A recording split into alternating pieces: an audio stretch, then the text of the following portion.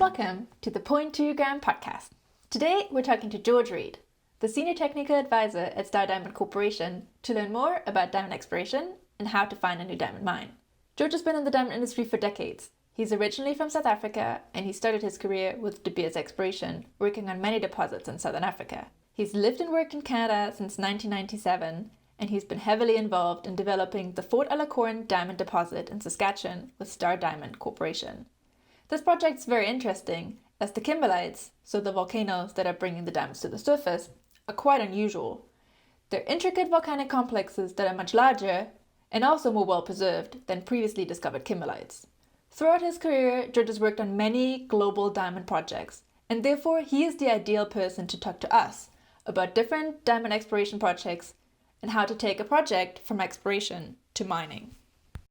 Well, hello, George. Welcome to the 0.2 Gram podcast. Star Diamonds is currently developing a diamond deposit in Saskatchewan. So Canada is the third largest producer of diamonds by value. But when people think of Canadian diamonds, they think of diamonds up north in the Slave Craton, Northwest Territories, Lac de Gras, Diavik-Ikadi. So can you tell us a little bit about the history of diamond exploration in the prairies in Saskatchewan? Because it's not an area that people would normally associate with Canadian diamonds.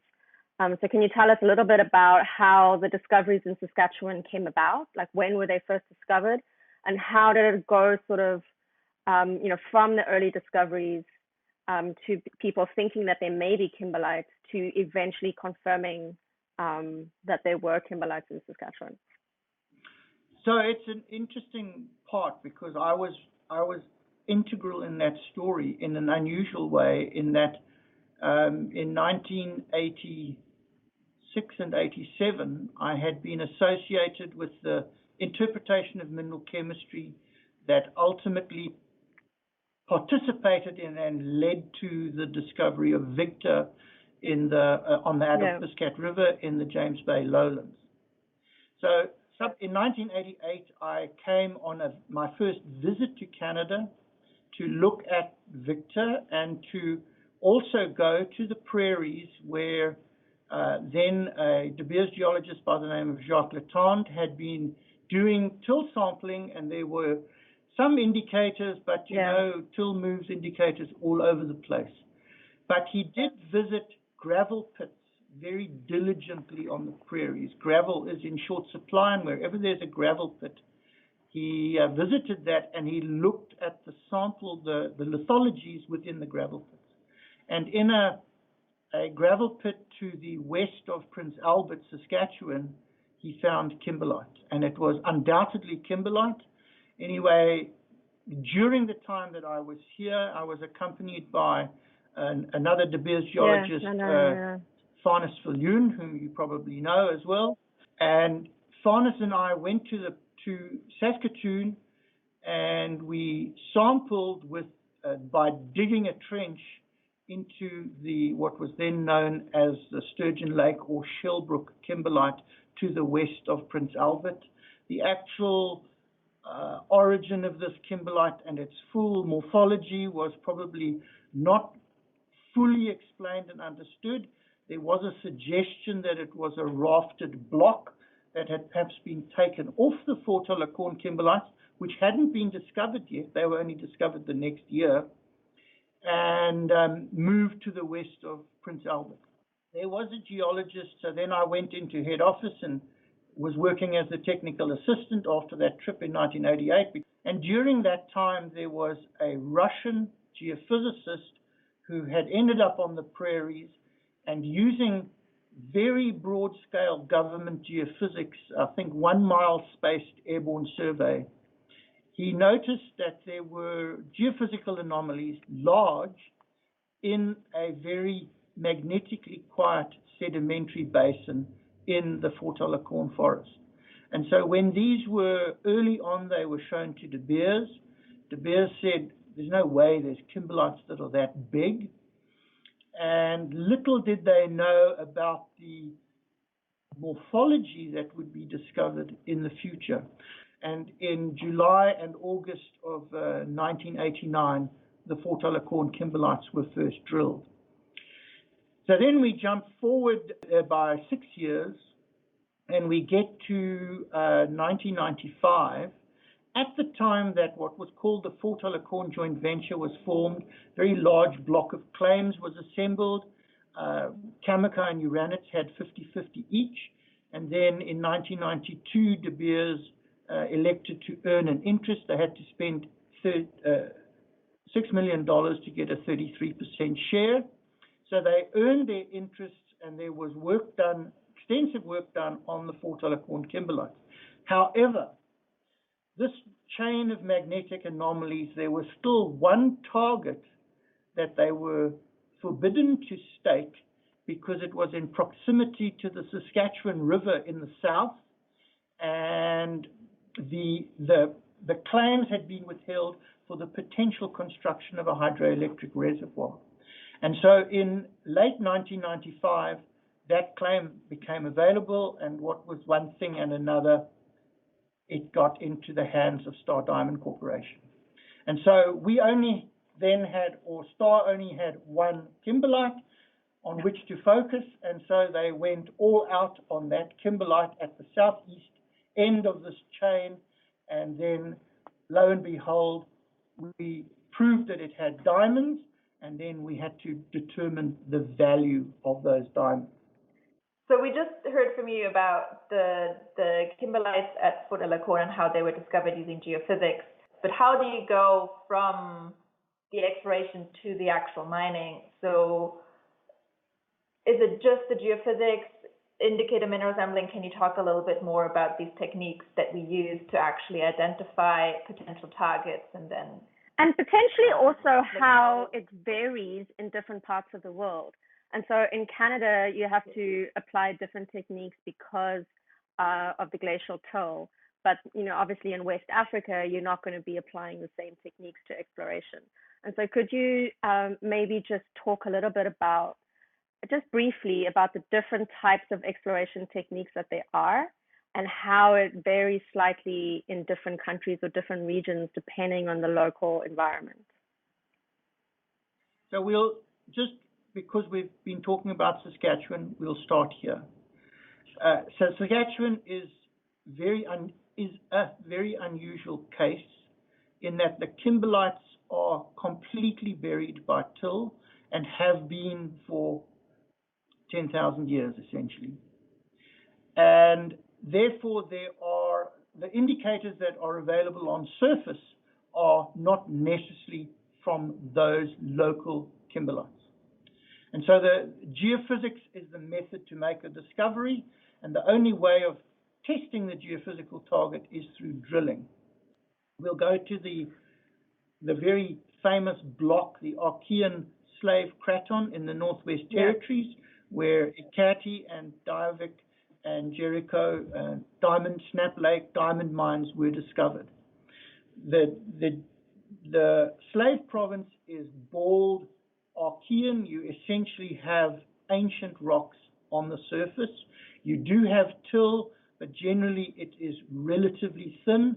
You have a lot of lakes to contend with, but you have indicator minerals that are on surface.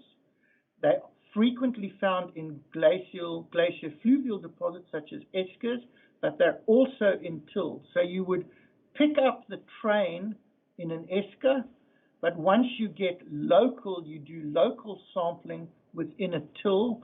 The frequency of indicators as you approach the kimberlite, you have to know the glacial direction. You follow the indicators back to the kimberlite. You also use, once you've got an area of a concentration of indicators, you would apply geophysics, and you can have magnetic highs and magnetic lows, and sometimes the geophysical response is quite weak. However, when you go to other parts of the world, you have particularly in West Africa and parts of Australia, you have very aggressive weathering profiles. And there are very few indicator minerals other than ilmenite and perhaps chromite that survive the weathering. So ilmenite will lead you to a kimberlite, but it doesn't tell you really whether the ilmenite compositions may have diamonds or not. Yeah. So once you find the kimberlite, you have to drill it, determine whether it has diamonds by looking at a combination of the mineral chemistry. Did it sample deep through thermobarometry? You can do that using Nimis and Taylor, particularly for clinopyroxenes. You can look at the garnet mineral chemistry. Does it suggest that it sampled mantle deep enough for diamonds to be stable? So it is a combination, but you have to think of many things. How old are the kimberlites? Yeah. How old is the land surface? Will the kimberlites be exposed on the current land surface? Will they be shallow buried bodies that you can see with geophysics? Will they have shed indicators locally? So the stratigraphy, the understanding of the land surface, the age of the kimberlites are also all important. And so you have to consider all of these things, looking at the local geology of your target area, which you may have selected using some kind of large-scale geophysics that may be published by the government of the country that shows you that you are working on stable cratonic crust.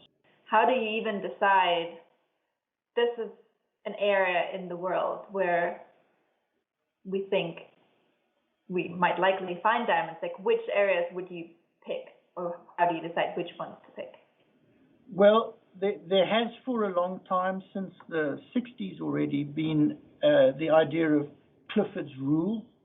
And Clifford suggested that diamond-bearing kimberlites were confined to cratonic areas, so areas of the crust which had stabilized early in Earth history, particularly, and he started off by saying in the Proterozoic, but then he pushed the date back to be in the deep Archean at 2.5 billion years before present.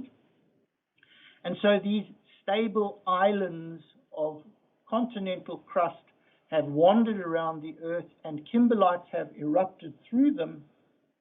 But because these areas of stable crust are very thick, the partial melting that generates the kimberlite happens deep enough to be passing through or in the diamond stability field, where diamond is the stable form of carbon, and the kimberlite then brings it to the surface.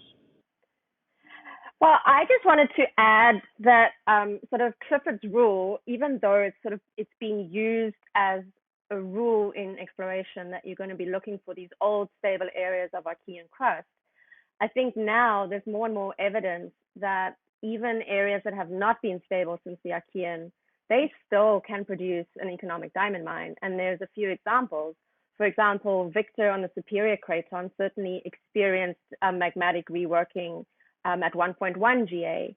Lomonosov on the Baltic Shield, that whole area has experienced post-Archean rifting and collision, and there we have two diamond mines, Grub and Lomonosov. Argyle, Ellendale, those are both in mobile belts surrounding a cratonic region. And so certainly Clifford's rule is a useful premier too. So the Cullinan mine in South Africa, that is that is associated with the Bushveld intrusion. And so there's many cratonic regions all around the world that have not been stable since 2.5 and yet have economic diamond deposits. And so I think maybe we can rephrase the rule and say that, generally they're associated with ancient cratonic crust, with, ancient continental crust, but diamonds often are associated with reworking. And so I guess that stable part maybe needs to be thought through a little bit. And I think you pointing to Victor and to the Fort Holocorn kimberlites in the Czas Craton, those are very good examples that now broaden the explorationist portfolio of where to look. Because you can certainly look for prospective kimberlites within these domains. Certainly the diamonds that came out of Victor were nothing short of spectacular, and they were lersilytic as opposed to danitic or Yes. or harzbergitic, which creates opportunities for future explorations. We've drilled, we've confirmed that we have kimberlite. Now we have to decide whether it has diamonds. What is the whole process involved with that, from proving to your superiors that you have a diamond bearing kimberlite that is worth pursuing? So obviously it depends whether your kimberlite is at surface or whether your kimberlite is buried in some way or another. So you either do trenching if it's at surface, or you do drilling. Even if it was at surface, you would need to do drilling, because you need to drill some angled holes into the kimberlite, because we must never lose sight of the fact that kimberlites are multi-stage eruptive bodies, and they contain different phases of kimberlite, and those kimberlites will probably all contain slightly different, if they do, diamond population. Yeah. So once you've found your kimberlite, you need to get an idea with the minimum number of drill holes through the body as to how many phases of kimberlite, by looking at hand specimens, lithologic samples under binocular microscope, and ultimately petrography, how many samples, how many lithologic phases there are that make up this eruptive. Then you can also look at whole rock geochemistry. We successfully used that in the Fort Corn to distinguish some of the kimberlite eruptive phases. And so in the star kimberlite, for example, we have a number of phases: the Cantor, the Pence, the early Jolifeu, mid Jolifeu, late Jolifeu, and then some reworked material on the top of the kimberlite. And those phases all have different lithologic and geochemical characteristics that in many cases, not all, many cases, can be just visually distinguished in hand specimens. Yeah. But certainly you can take it to whole rock chemistry, and there could be differences in the texture, particularly of some of these phases. And certainly in the Fort Corn kimberlites, in star, there are dramatic differences in the diamond population.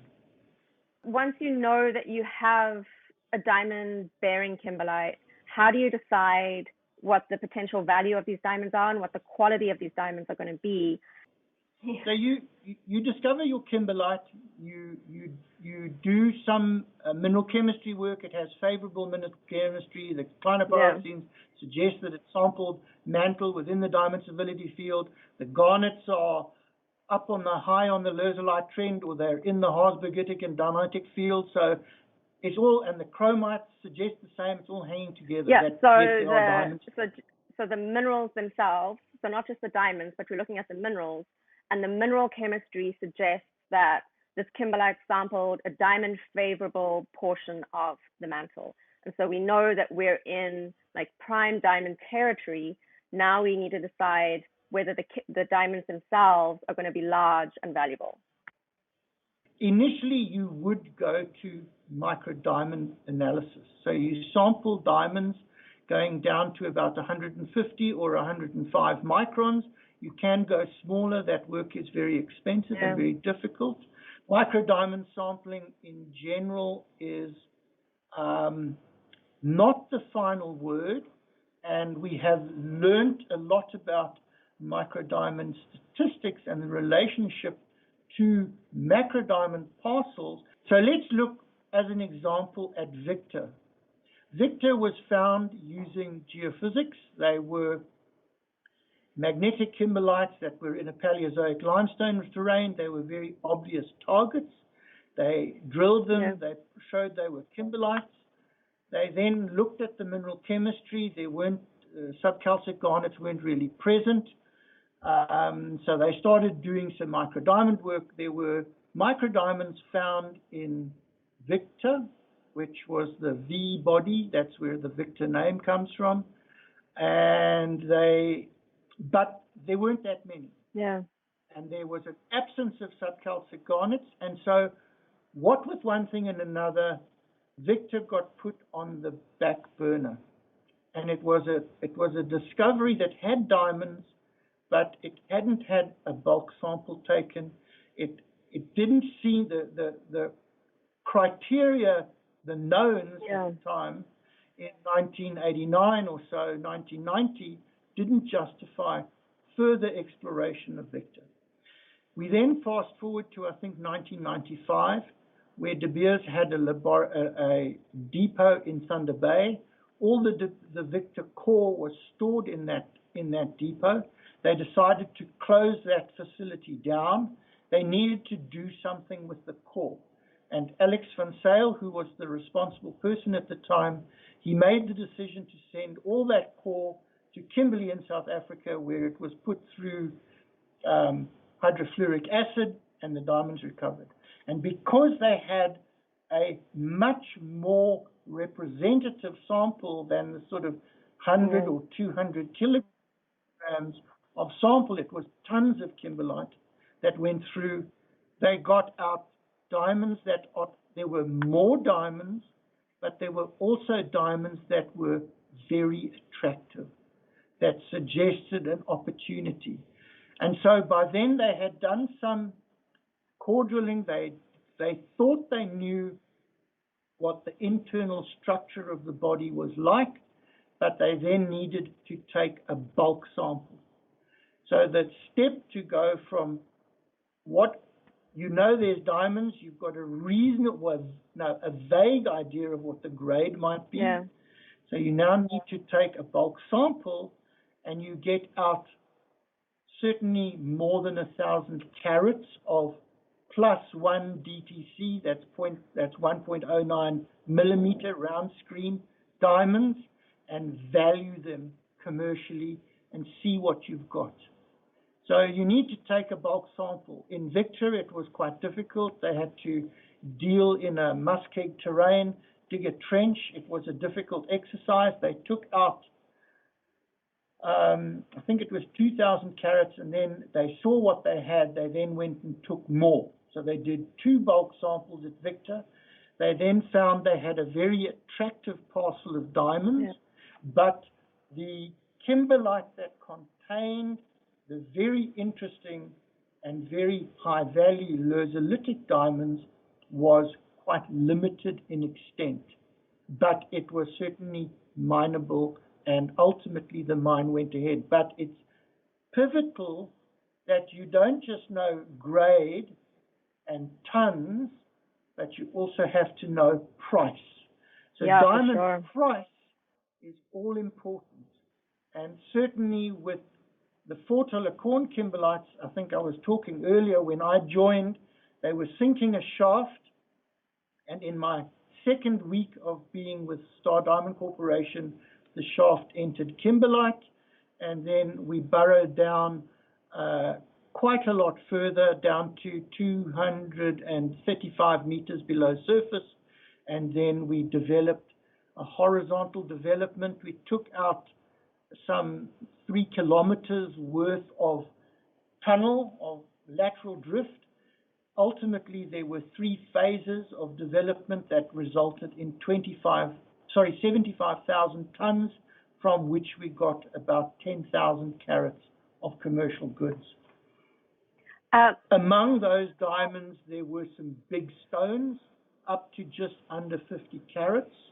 And so we could then plot our size frequency distribution. So on the one hand, we have Argyle in Australia, which has very high grade. The grade runs up to 700 carats per 100 tons, 7 carats per ton, maybe even more than that. But the overall run-of-mine price of the diamonds is low. Yeah. The overall run-of-mine is perhaps about $25 a carat, but there are some exceptional pink diamonds that have run at maybe even $1 million a carat. I think a few of them have gone for that price. So you have this body that has exceptional grade, lots of tons, but it has a very low price, but it is very economic. It's a big money maker. And it had an extensive mine life. It was mined for over 30 years.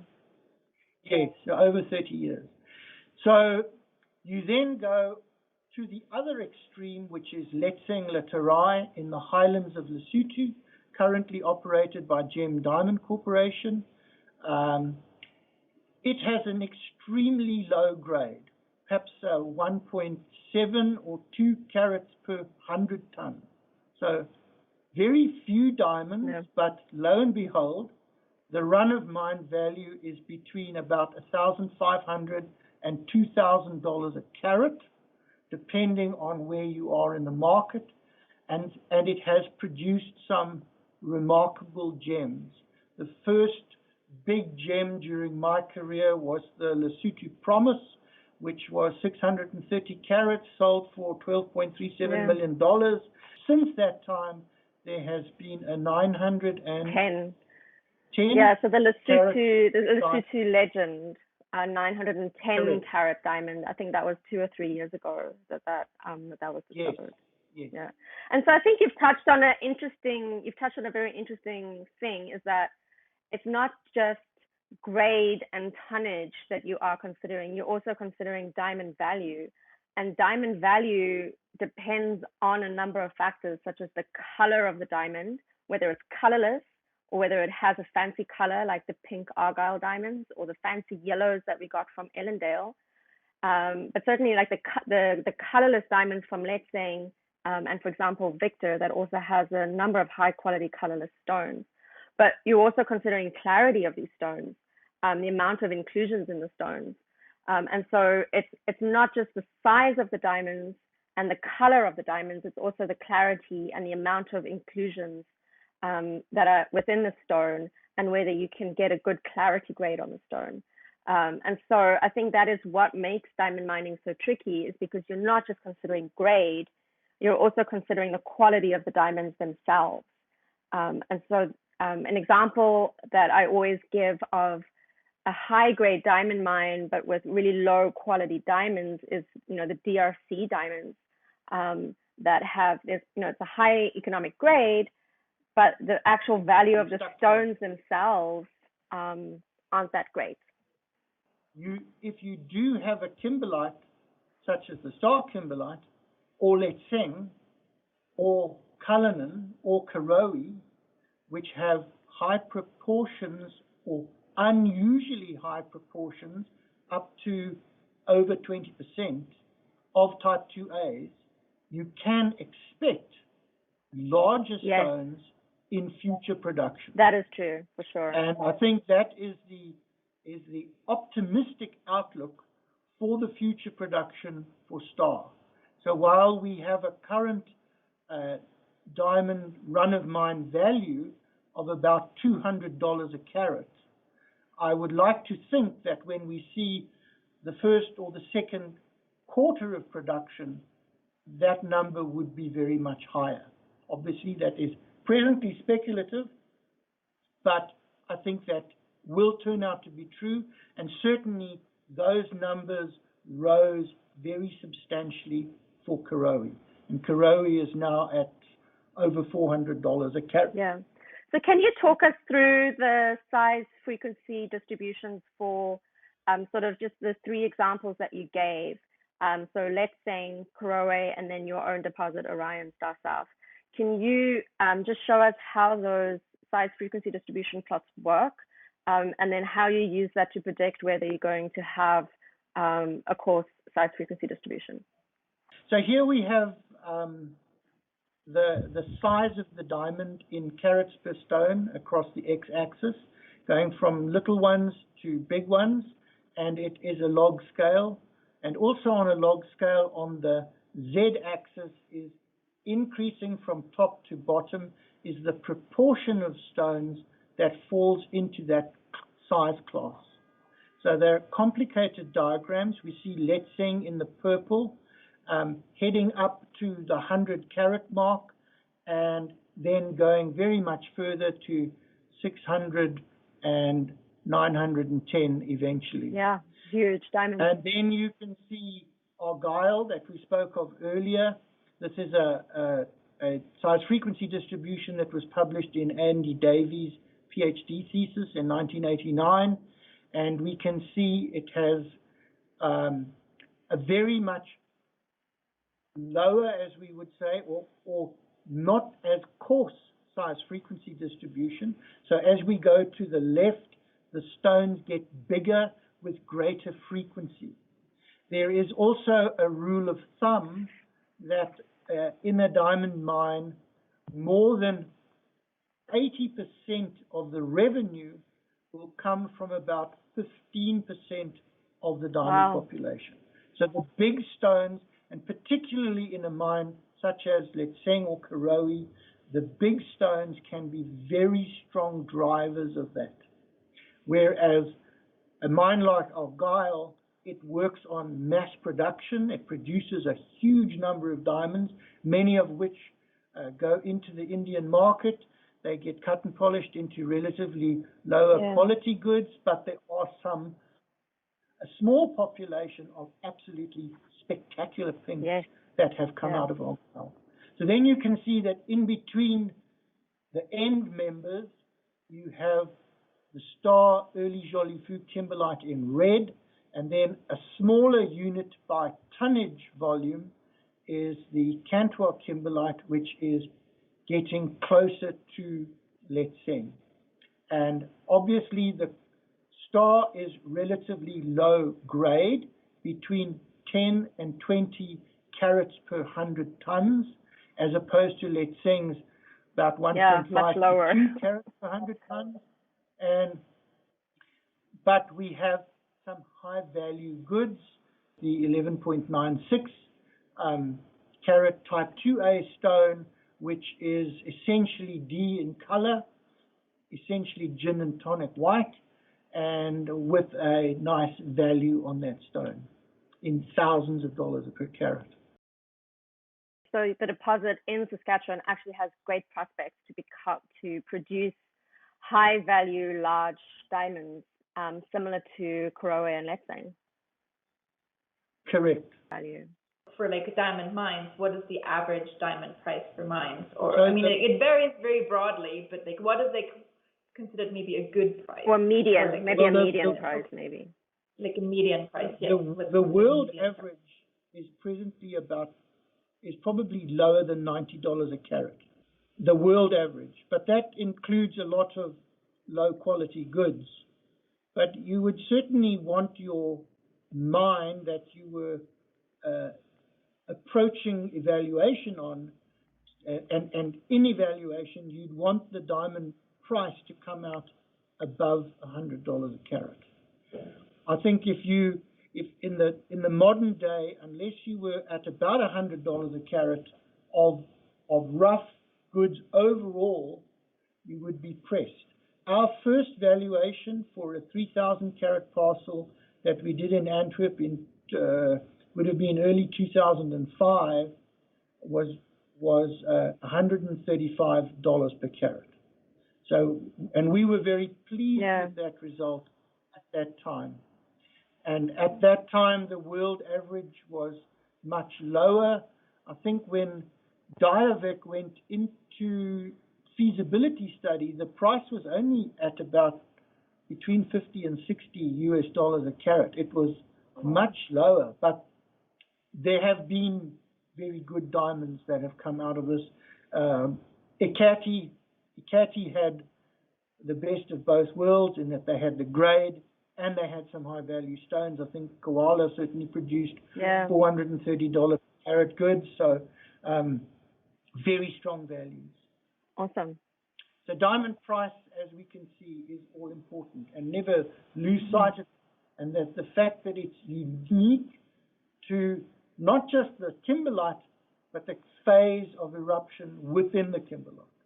Exactly. So as we saw in Victor, the portion with the $400 per carat goods, beautiful octahedra, was actually fairly small, but very valuable. Yeah, and I think that's why it's important to really understand your deposit well when you are doing the drilling and the modeling, is because all these different phases have different characteristics, different diamond values are sampling different portions of the mantle.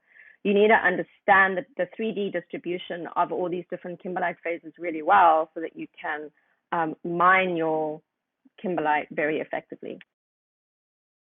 We just talked about all the different markers or the different things we look for in a potential deposit that would make it a good deposit, but sometimes obviously that doesn't work out. So what are some of the reasons why a mining company would decide to not go forward with an evaluation or with the mining once they've done the evaluation? Well, I think if we look at the exploration that took place in about from 1991 onwards to perhaps 2010 in the Slave Province of Canada, there were a huge number of kimberlites that were discovered. And only a handful of those, namely Ekati, Diavik, Snap, and Jericho, went into production. So a very small number of the discoveries, and remembering that many of those kimberlites have diamonds in them. But yet, because of their remoteness, there's obviously a cost to exploiting them. You also have to do very expensive studies to prove that you can do the exploitation in a sustainable and an environmentally friendly way. The body just may not be big enough, and you can see this early on in your preliminary economic assessment of the body, that it will just not sustain all the work and the development required to bring it into production, particularly if, as in the Northwest Territories, you have to bring your diesel in on an ice road. Yeah. That obviously adds an enormous cost. All of your staff have to live on site, and they are ferried backwards and forwards by aircraft. So again, a big cost. In Saskatchewan, that is different. The mine is with or very close to development. It's about 20 kilometers off paved highway. It's about 20 kilometers off the power grid. So you can get supplied power from Sask Power that goes directly to the mine in the future. So those factors in the economics play a very important role. You have to look at a regime where you have secure tenure. So if you stake a claim, there is a rigorous rule of law that will see you through to production, that you won't have a government that will say, my word, that looks really attractive. I think we will nationalize that deposit, which has happened in other places.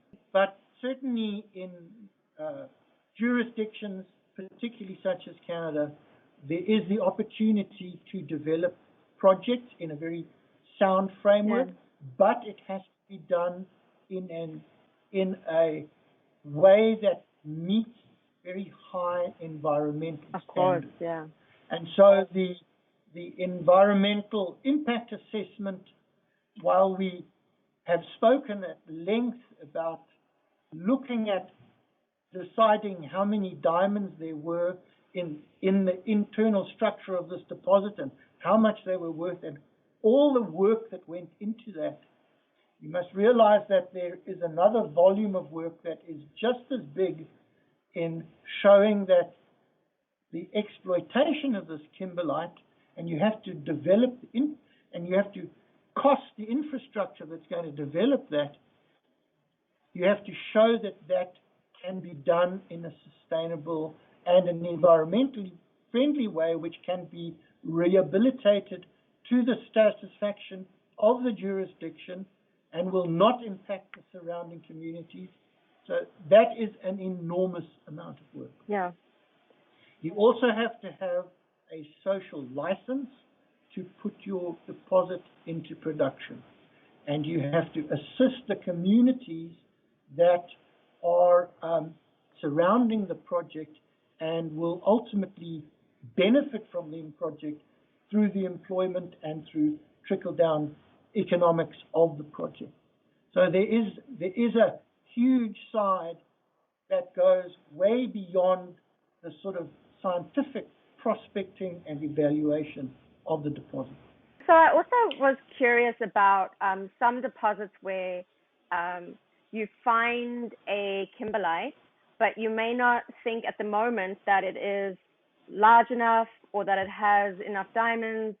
And then maybe years later, you do a reevaluation of that kimberlite, and then it becomes an economic diamond mine. And so the example that I'm thinking of is Korowe. And so maybe you could just give us some details on that, because even though it's a relatively new mine, it's only they've only been mining sort of in the last decade, but I don't think many people would be aware that it was actually discovered many decades ago. And so if you can maybe talk about why it was decided to not proceed with Korowe back when it was discovered. The shortest answer to that question is diamond breakage, and in the evaluation method. So in the days when the Arapa province was first discovered, they used jumper drills, which were very economically friendly. They bashed away. They took a long time to drill a hole, but they eventually took out a bulk sample. But unfortunately, it did recover diamonds. It lost some diamonds. It did recover diamonds, but it also broke diamonds. So if there were diamonds present, you would know the diamonds were present. Yeah. But the realistic quantitative nature of the sampling by that old-fashioned drilling method was not good. And certainly with AK6, as it was known then, now Korowe, the grade was much lower than Arapa, although there were very big stones. Yeah. There was a coarse size frequency distribution, and unfortunately, the coarse stones that may have been in the potential prospecting samples were probably broken. And so they didn't realize early on that there was this coarse size frequency distribution. And so modern large diameter drilling techniques, particularly with the tricone bits, maybe up to 24, 36-inch drilling, you can overcome that. Certainly we know Rio Tinto currently has trenched the Fort Holocorn kimberlites with trench cutter drills that create a very large hole, 3.2 by 1.5 meter rectangular hole down to 250 meters below surface. Again, the system is designed to minimize diamond breakage. And so it's all important that if there is a coarse size frequency distribution in the body, you know that as early as you can during the evaluation of that body. Yeah, I guess it's just there's so many different factors that you need to think about when evaluating a deposit, and that it isn't just necessarily, oh, I have a kimberlite, now I'm going to mine it. There's all these things that you need to evaluate and things that can go wrong along the way. For example, as you said, diamond breakage, and maybe also more advanced geophysical methods where you can more effectively evaluate what you're dealing with. And then even after you've discovered the kimberlite, then it can also even take a few decades to get it into production. Once you've even proven that there is an economic diamond mine, it could take a number of years before you actually open the mine and start production and can start actually selling diamonds. And so I found an interesting quote from Ira Thomas, who was involved with the initial Diavik and Ikati discoveries. So the quote I'll just read here. I used to think that finding the deposit was the toughest challenge. Finding an economic deposit is certainly hard, but after discovering Diavik in 1994, it took us a further 7 years and close to $1 billion in investment to turn that discovery into a viable mining operation. In doing so, we not only had to consider the interests of our own shareholders and employees, we also had to engage with all the local communities of interest and government. And so I think that certainly interesting to just to put it into perspective on how long things can take and all the amount of work that goes into it. But 7 years is certainly quick compared to many other deposits. So maybe you can comment a little bit about that. Star Diamond Corporation became involved in the Star Kimberlite in late 1995, and well, we would like to think we're getting close to getting nearer to the end than we ever were. I have to be careful what I say. But it's taken a long time. But these are more unusual deposits. But if we must remember that IRA makes that statement about Diavik, which the bodies are small, but they have stunningly good grades and good dollar per carat prices of the parcel. And so, you know, it's hard work putting a diamond mine into production. And certainly, I can tell you perhaps two anecdotes that are a nice wrinkle in this harsh environment of putting a diamond mine into production. So we'll go first to Letlhakane. There are two kimberlites at Letlhakane, which is just to the southeast of Arapa, I think about 80 kilometers. And the township of Letlhakane is where most of the employees of Karowe stay now.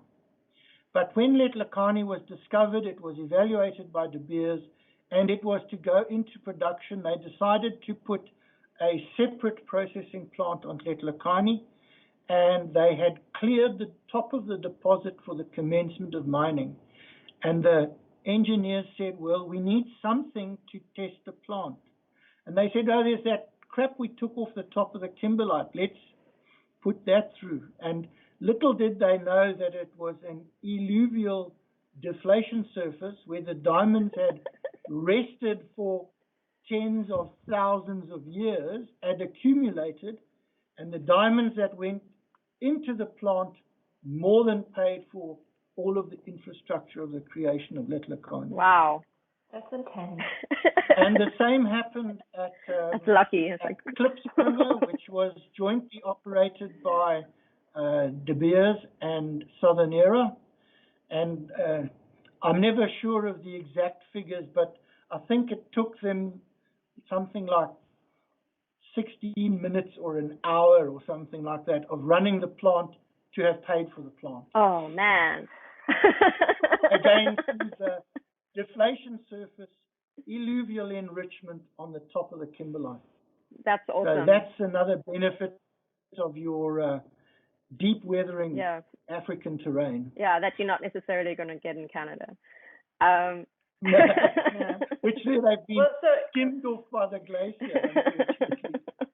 For Fort Alacon, we almost have the opposite problem where there is this glacial till layer that's on top of the deposit that will have to be removed before mining. So I think, would you say that is maybe one of the reasons why it takes so long, or it took so long for it to go forward with the mining project? Oh, absolutely. And you have to try to think of a way to remove the overburden that is very cost effective. And certainly the work that Star Diamond Corporation has done with Tackraft, engineering company originally out of what was used to be called East Germany, have great experience in very large open coal mines. Certainly those machines can move at about 40 cents a ton. So you can get the stuff out quickly. Yeah, that's great. And a very high production rates, 20,000 tons per hour, to move the overburden as cheaply and as quickly out of the pit so that you can expose the kimberlite. The reason why I wanted to talk to you about, developing a diamond mine and the economic side of diamond mining is because now with the introduction of lab-grown diamonds into the gem trade, there's this perception amongst younger people that, diamonds aren't rare, and why should I get a natural diamond if, a lab-grown diamond is equivalent? And so I was wondering if you had any sort of comments about the rarity of natural diamonds, whether natural diamonds are in fact rare or not, and also, sort of the comparison between natural diamonds and lab-grown diamonds, considering how easy it is now to grow a lab-grown diamond and how difficult it is to actually obtain a natural diamond. Can you make some comments about, sort of that general comparison? I think that in the past, particularly when De Beers was considered a cartel and sold more than 80% of the world's rough, perhaps in about 1990. So they didn't mine, but they sold more than 80% of the world's rough, went through one house. Then there was a very strong perception that De Beers controlled the market through the management of the stockpile. And there may have been some truth to that, but it was overblown, I think. And certainly when De Beers, through doing business in the European Union, they were required to reduce their market share to below 40%, which they did. And in so doing, they used the millennium to unload whatever stockpile they had. So I do believe that natural diamonds are very rare, and particularly high-value stones are even rarer. They are exceptionally rare. So even in a high-grade kimberlite deposit, you will struggle to find one, and they only turn up on very rare occasions. And there was also recently, late last year, a myth in the market that suggested that through advanced recovery techniques, XRT sorting, there were more large stones being recovered, and they were going to flood the market. I don't believe that that is true at all, and that certainly I have had it told to me by people who sell those stones. They have, with big stones, they have no problem getting rid of them. So good natural diamonds are rare, and synthetic goods, I think, certainly have a place in the market, as do cultured pearls. And there is a place for both, light yeah. box and for cheaper, beautiful diamonds that are synthetic, and you make the choice. Yeah, I agree. But so looking for diamonds, I think in the future, people want to find deposits that can produce these high-value stones, and the bottom cutoff of their plant and the design and the management of the economics might focus on the specials rather than the very small ones that can be replaced by synthetic goods. Yeah, and so I think... So you're talking about the small ones that are not used for jewelry, but rather for more industry applications? No, even some of the small even ones for jewelry that might be used for jewelry, small diamonds. I'm not, you want to go from perhaps a carat or two upwards. You want that's your production profile. Mm-hmm. Larger diamonds being natural, being very desirable. That, like, through everything that you've said today, from all the work that goes into building up a diamond mine, and that 7 years for Diavik Icardi is actually considered a quick turnaround compared to many other diamond mines. Remarkable. And so I think if the younger generation, or if the public realizes that it actually is not an easy thing to do, and then perhaps that they would value the remarkable specimen that natural diamond is, because it's coming from this inaccessible place in the deep earth, somewhere we can't go. We can never go there. We can never actually obtain these samples unless it was through diamond mining. And so you're holding in your hand, a piece of the earth that you can never go to. And so I think that's remarkable. Absolutely remarkable. So thank you very much, George. This was a great conversation. Thank you very much for your time. Thank you so much. It was nice to see you again. Yeah, thank you. And good weather talk, guys. Thank you very much.